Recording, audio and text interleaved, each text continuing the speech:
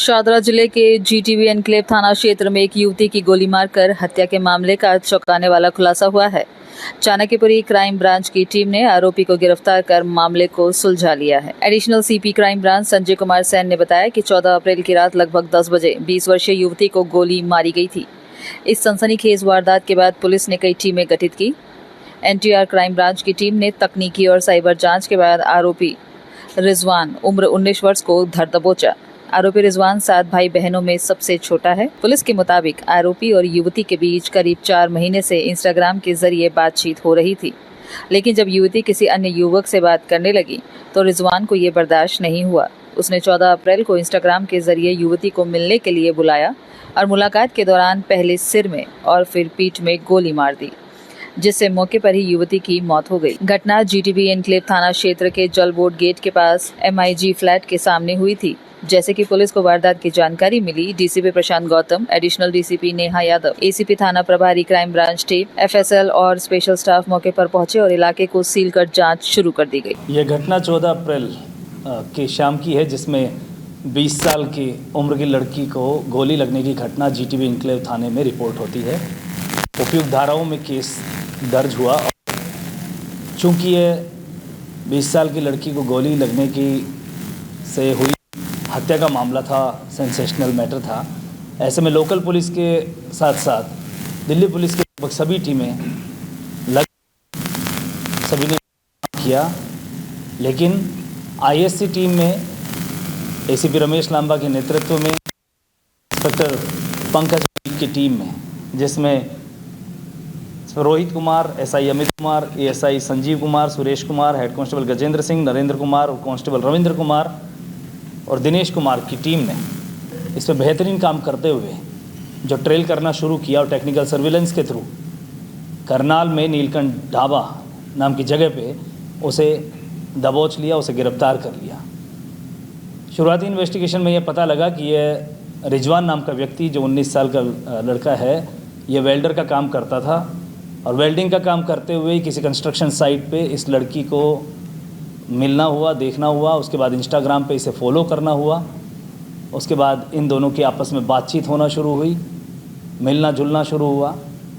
लेकिन मोड़ तब आया जब 10-15 दिन पहले इसने किसी और लड़के के साथ उसे देखा और उसके बाद से इसका विरोध करता रहा और लड़की ने इसकी बातों को नज़रअंदाज किया और कहा कि ये उसकी अपनी लाइफ है, लेकिन यह माना नहीं और आखिर में कल की 14 अप्रैल की शाम को इसे इंस्टाग्राम के थ्रू एक जगह पे बुलाता है। हालांकि प्री प्लान्ड वे में यह जाता है और लड़की ने, जैसा कि वो विरोध जता रही थी, उसने फिर से विरोध किया। इन दोनों के बीच हीटेड आर्गुमेंट हुआ और ऐसे में उसने गोली मारकर उसकी हत्या कर दी। रिजवान 19 साल का लड़का है, लेकिन प्री प्लान्ड वे में जाकर उसकी हत्या की जीटीबी एनक्लेव नगर एरिया में। और 7 भाई बहनों के उस परिवार में यह सबसे छोटा रिजवान लड़का है और इसमें हत्या में प्रयोग में लाया हथियार जो इसने अपने दोस्त की मदद से अरेंज किया था, उसको भी टीम अभी लगी हुई है और उस दोस्त की तलाश भी लगभग पूरी हो गई है। इस रिजवान को गिरफ्तार ISC की टीम ने कर लिया है। Thank you. नहीं, आपराधिक रिकॉर्ड इसका कुछ नहीं मिला। नहीं, ये पूरी तरह से, जैसा कि मैंने बताया, इंस्टाग्राम को पूरी तरह से चेक करके कर लिया गया है कि जहाँ से इसकी मुलाकात हुई, जो सारी चीज़ें पता लगी है वो कोरॉबोरेट हो रहा है उस फाइल से।